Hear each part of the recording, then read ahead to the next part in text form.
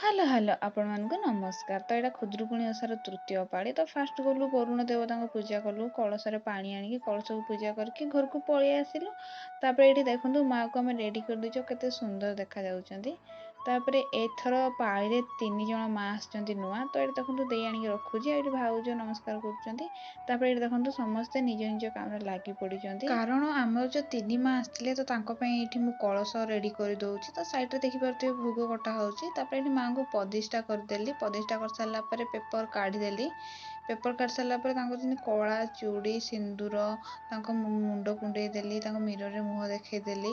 ତ ଯେମିତି ରେଡ଼ି କରନ୍ତି ମାଆକୁ, ତ ସେମିତି ରେଡ଼ି କରିସାରିଲା ପରେ ଏଠି ଦେଖନ୍ତୁ ଗୁନୁ କେମିତି ଠାକୁରଙ୍କୁ ନମସ୍କାର କରୁଛି।